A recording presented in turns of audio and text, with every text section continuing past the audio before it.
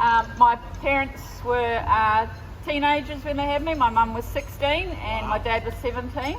Wow.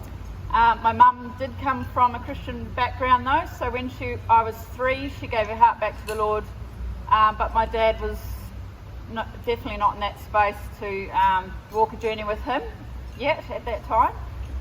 He was big into drugs and drinking and growing marijuana and selling it and all that sort of stuff. So on Friday and Saturday night was party night, and on Sunday was my church morning. So I grew up in both worlds. So when I became a teenager, I left the faith that my mum was in to pursue my dad's world. Back in those party days, my dad had a really good friend who they used to grow marijuana and sell it together. And in those parties, my mum would go along to would be at the parties. They'd be at our house. We had gang members, mongrel mob, lots of different people at our house.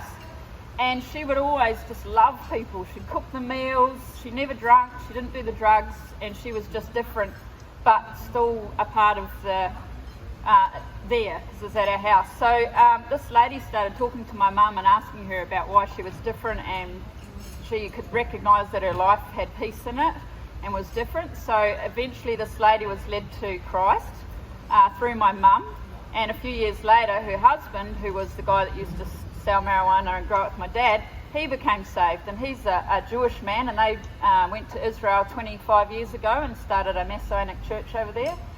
So anyway, long story short, in my walk away from faith, I went to London, got involved in all the same sort of stuff as my dad did. Drugs were a bit heavier over there.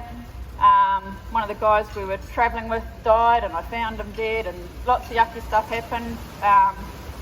Was held in a I wasn't arrested, but we were held for a day in a prison in another country, and I had to wait for the whole day for them to do autopsy on our friend. And in that time I started to say, God, help, I'm in trouble. I don't know how to get out of the relationship I'm in. I don't know how to get out of the stuff I'm in. I need your help. Please help me. And then after that, I just thought, call my friends in Israel. And I left my boyfriend and the guys I was travelling with, went to Israel, and I said, I'm just going away for 6 weeks to have a break, because this event has shaken me a bit. And that family, who were from way back when I was a kid coming to these parties, were the family that led me back to the Lord again. As soon as I came into their house, I just was filled with God's love. And it took a long time, obviously. I didn't flick like that. It took me a long time to get out of the stuff I was, but I lived in Israel for 9 months. And then on my journey back to New Zealand, I stopped in Australia, and I've been here ever since, and married and kids, and love God. He's changed my life. He's got me out of all that rubbish, and it's just a continual journey with him. And now I share my experiences with other people that have been in those experiences.